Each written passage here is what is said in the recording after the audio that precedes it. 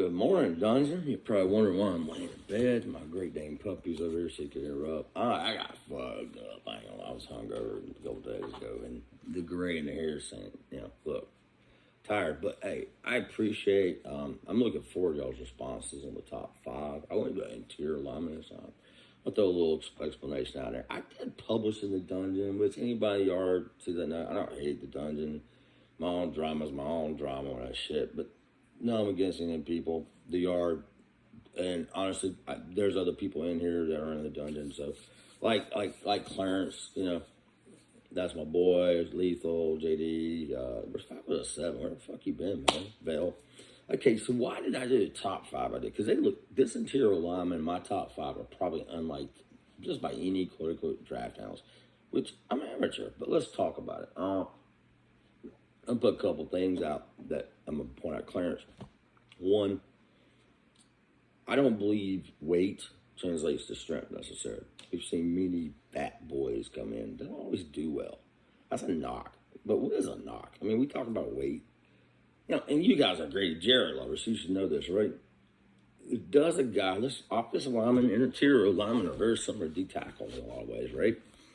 Is Grady less important or Aaron Donald or less strong because one's 290 and one's barely 300 than say a 350-pound Big Daddy Dan Wilkerson or pick your choice of field or Sheldon Rankin, 320. What does that mean? Weight is about good weight, and that's true on interior lineman.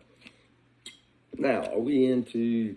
I think you could obviously take a guy in 260s maybe and play him because the reality you gotta have a little bit of mass. But when you look at it, so my list, Tyler Linderbaum. Look, I don't care. You guys can disagree, agree.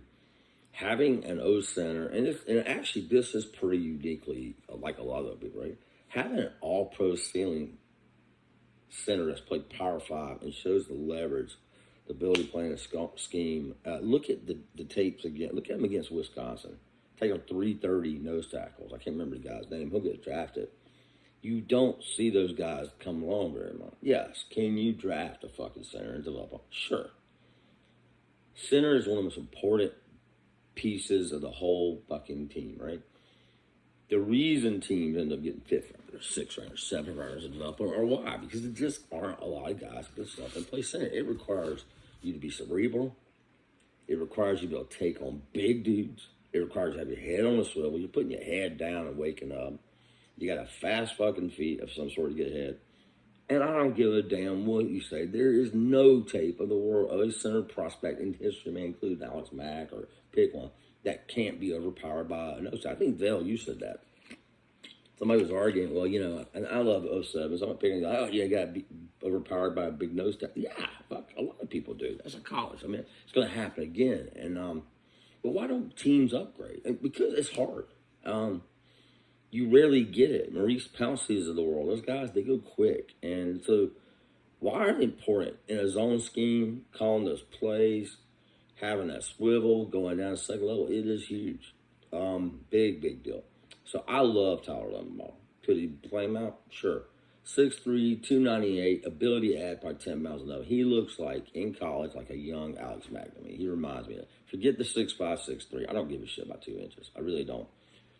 Wrestlers, leverage, boom. Zion Johnson is my second. Zion Johnson is a fantastic prospect. Again, a very athletic-looking player.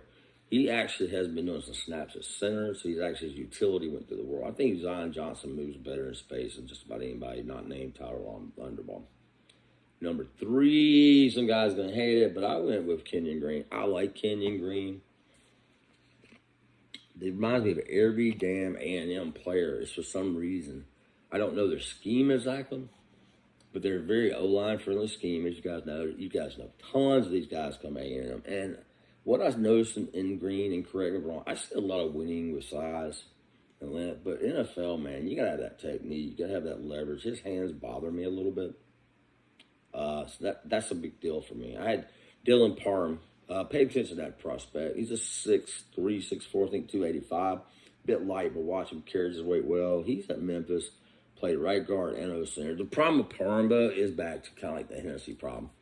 I like Hennessy coming out although the knocks on him have come true that he wouldn't have enough functional strength.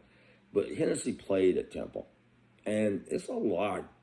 Look, yes, can small school prospects succeed? I'm not arguing they can't, but you are obviously projecting how they go. He's a former 3-star recruit. Arthur Smith knows Alabama, I guarantee, because he's in Memphis, right?